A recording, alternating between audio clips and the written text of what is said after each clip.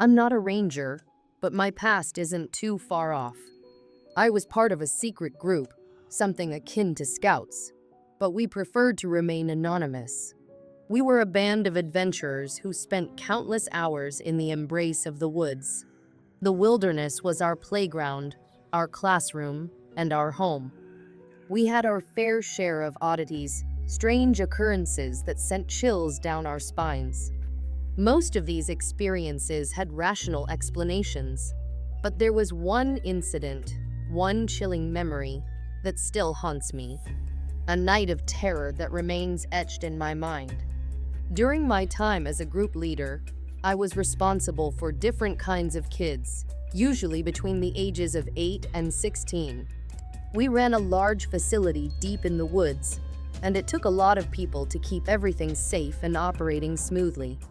Managing a place like this involved so many moving parts. You never knew what some kid might stumble upon or get into. Besides the kids, there were local trailblazers and others who roamed the woods, making it crucial for us to be vigilant about who came and went from our property. As the leader for the 8 to 10-year-olds, my job was to ensure their safety, facilitate their learning, and, more importantly, guarantee they had fun. We looked forward to our annual camping trip, a time of bonding and adventure. This year was different, though. It was our first time in this new area, a vast stretch of wilderness that seemed to stretch endlessly.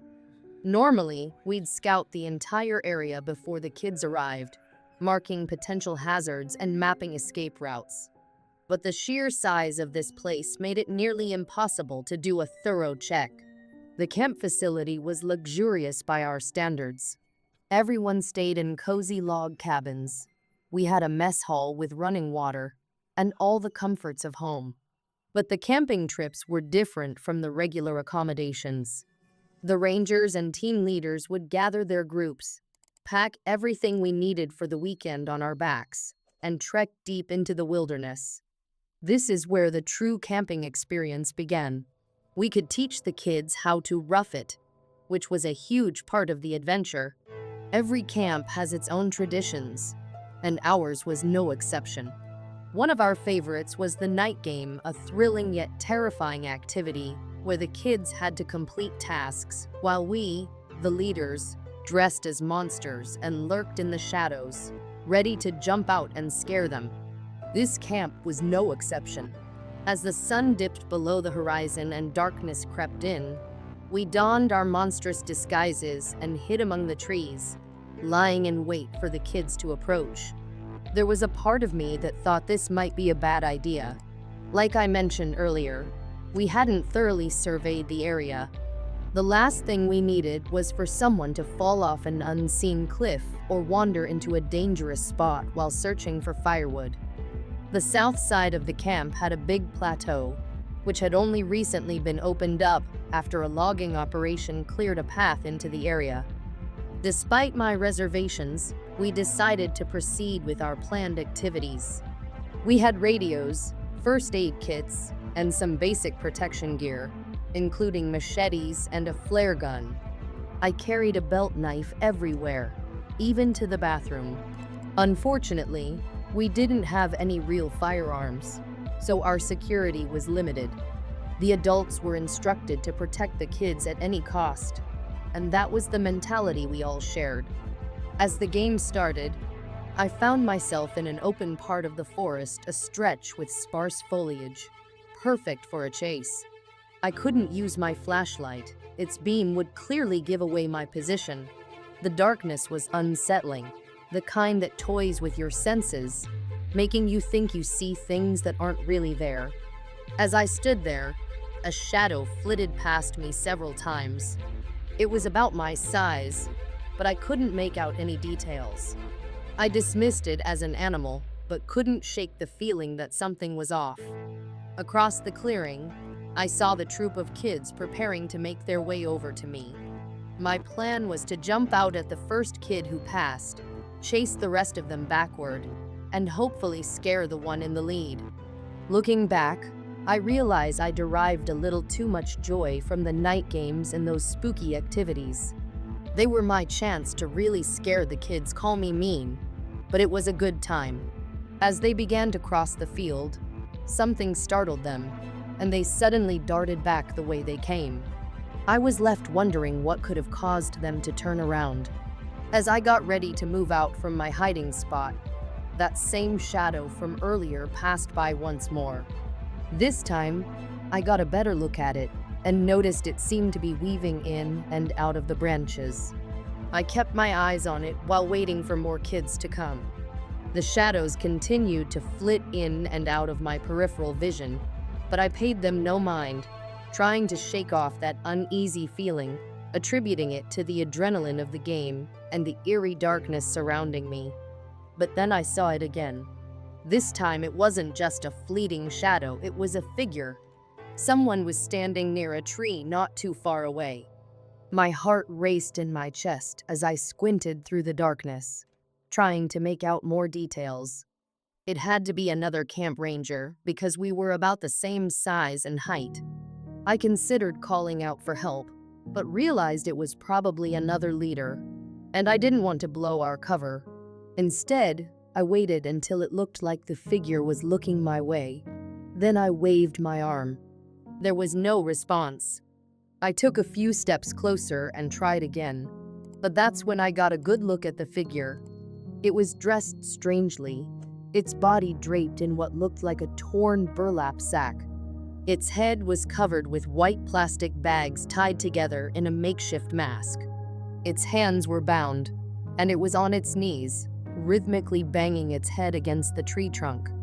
The sound echoed throughout the silent forest, a chilling noise that sent shivers down my spine.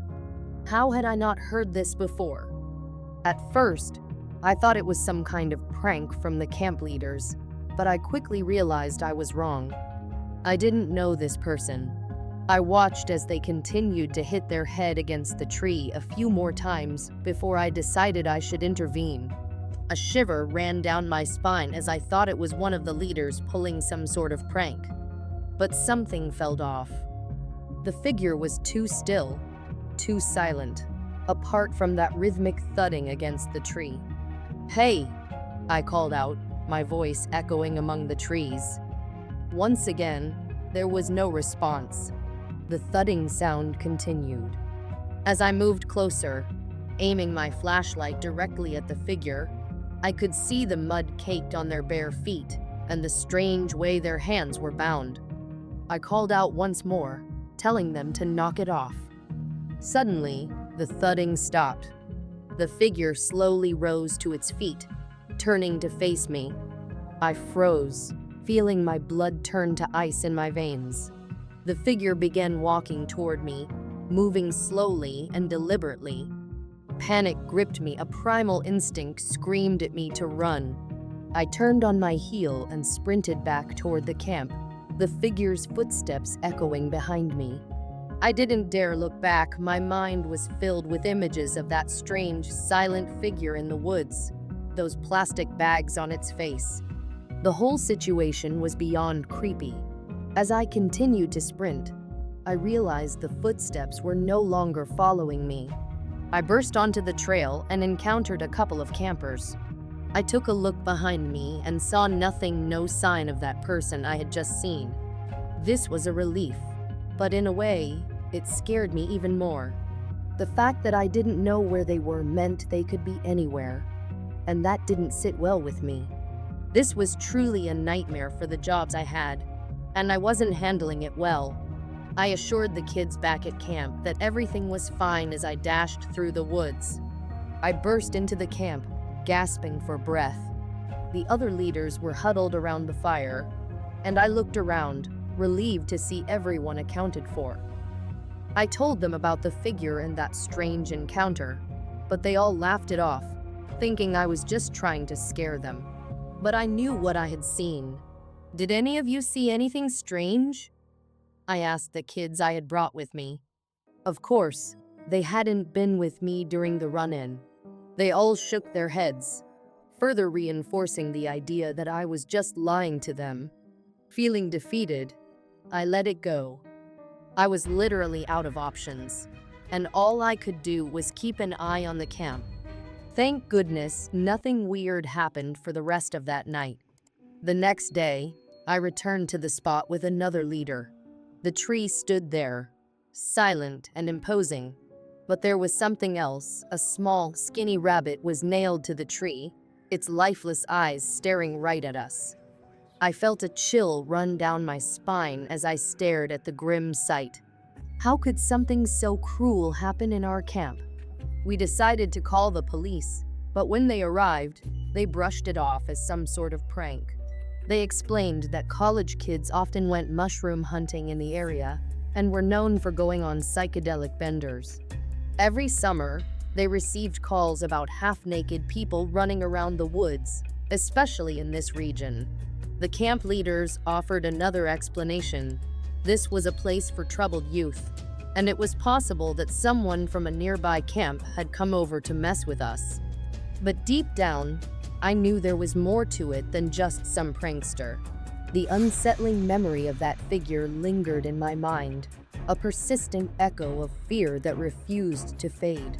As the day passed, I kept glancing back toward the trees, feeling a lingering sense of unease.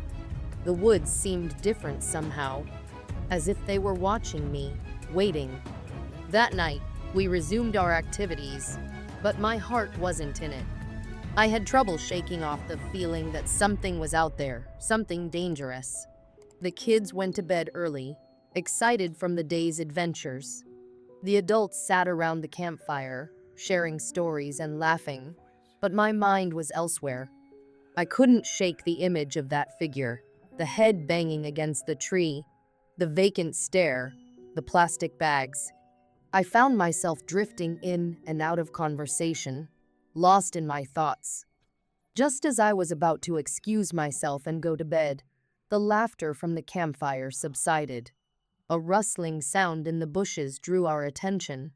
Everyone fell silent, their eyes darting toward the source of the noise. I felt my heart race as I instinctively reached for my knife. What was that? One of the leaders whispered, breaking the silence. Just the wind, I replied, trying to sound more confident than I felt. But deep down, I knew it wasn't just the wind. The rustling continued, louder this time, followed by a low growl. Maybe it's just a deer, another leader suggested. But I could feel the tension in the air, the kind that made every hair on your body stand on end. Without warning, a figure burst out from the bushes, and I could barely make out what it was in the dim light. My heart dropped as I saw the burlap sack and the plastic bags. The figure was back. I jumped to my feet, yelling, "Get the kids! Everyone inside!" The camp erupted into chaos as everyone scrambled to their feet. The laughter turned into screams as the figure began to approach. I grabbed a nearby flashlight and shone it toward the figure. It paused, the beam illuminating its twisted face. The eyes were hollow, and the plastic bags were pulled tight around its head, distorting its features into something grotesque. "Who are you?" I shouted, trying to keep my voice steady. The figure took a step closer, its hands still bound, and the growling grew louder. I backed up slowly, urging the others to follow. We were all huddled together, fear gripping us as we watched the figure advance. Suddenly, another leader, a burly man named Derek, stepped forward. "I'll take care of this," he said, brandishing a machete.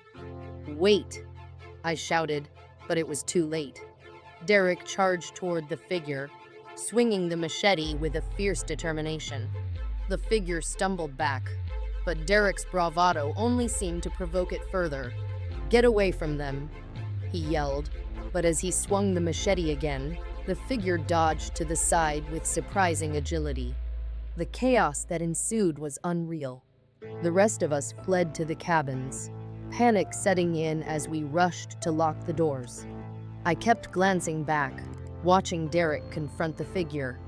I felt torn between helping my friend and getting the kids to safety.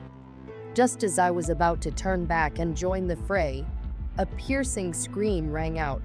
I whipped around in horror, and my heart dropped as I saw Derek go down, the figure now on top of him, clawing at his face. "No!"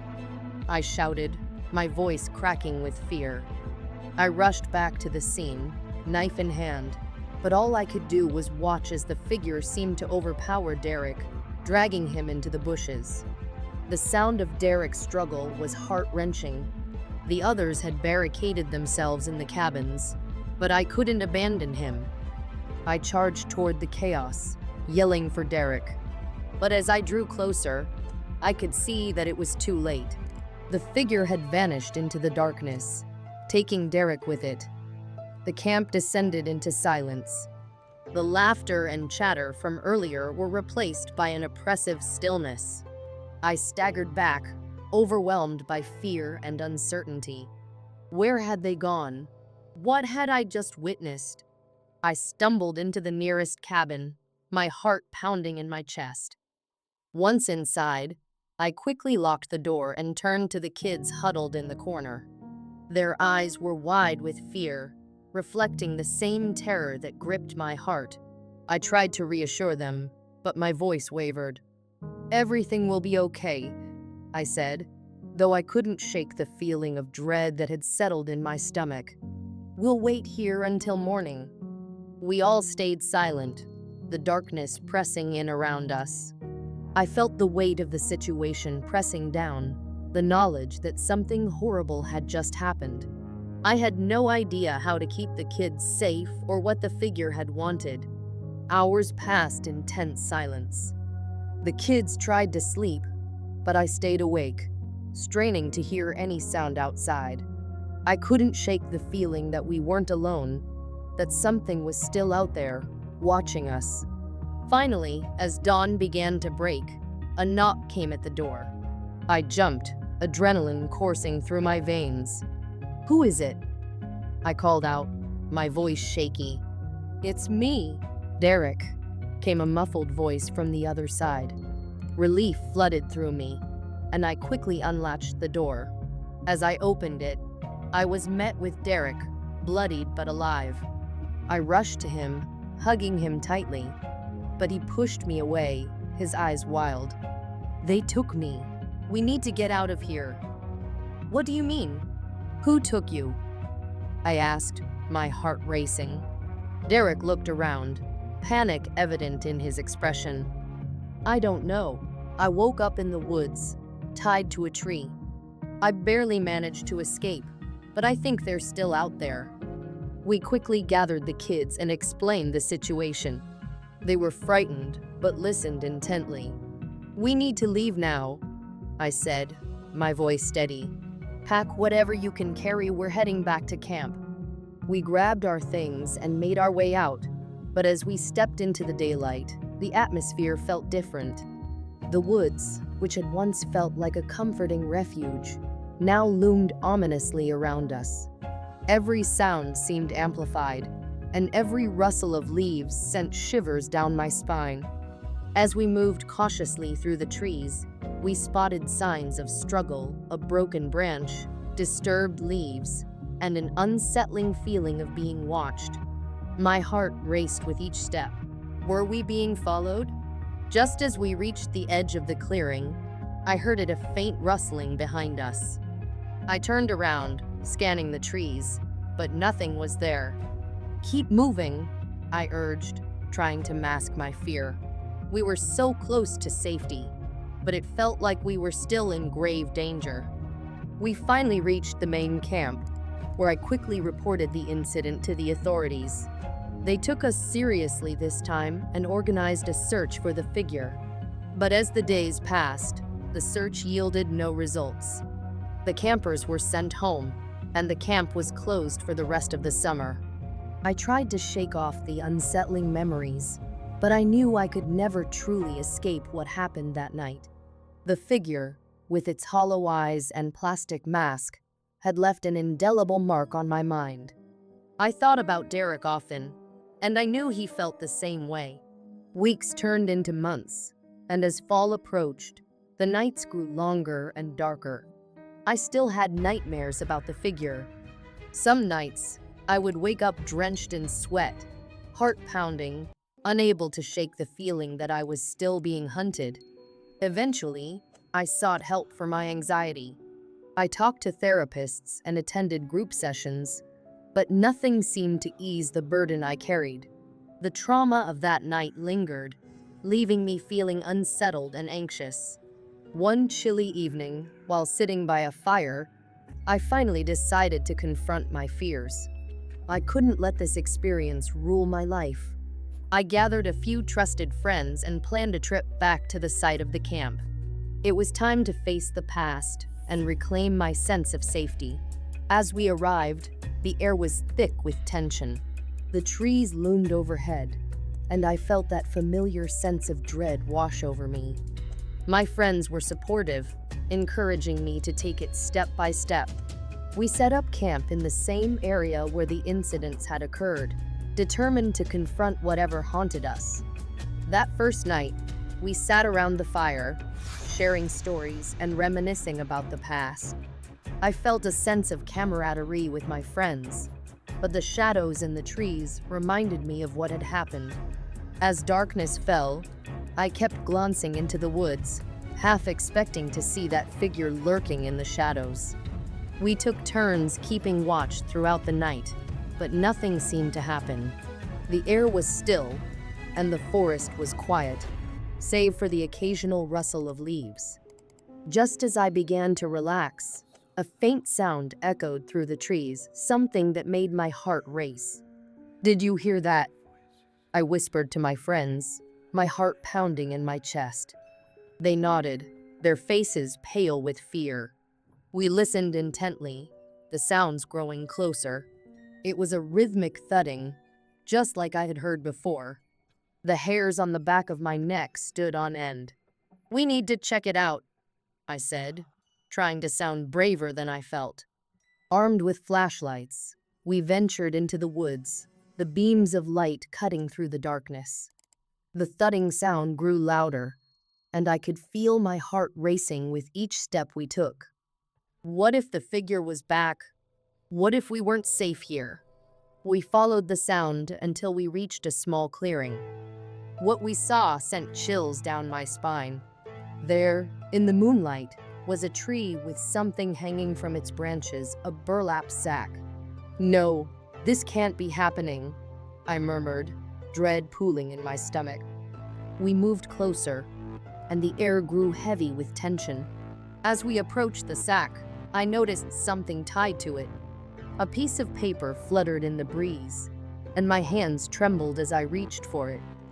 With shaking fingers, I unfolded the note, my heart pounding as I read the words scrawled in a jagged hand. "You should have never come back. The woods belong to us." Panic surged through me, and I dropped the note, backing away. "We need to leave now," I shouted, my voice breaking with fear.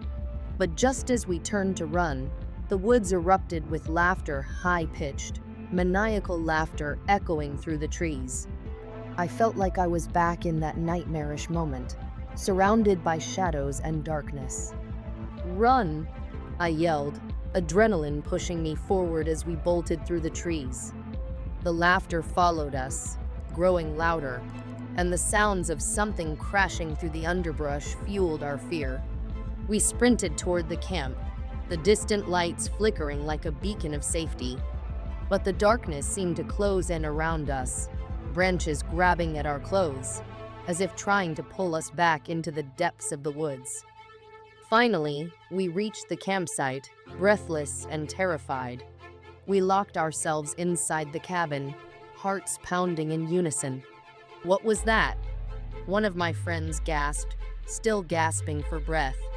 "I don't know," I said, my voice shaking. "But we can't stay here. We need to get out." As we packed our things, I couldn't shake the feeling of being watched.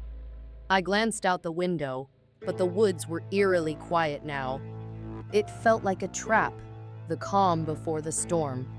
Once everything was in the car, we drove away as fast as we could, the headlights cutting through the darkness.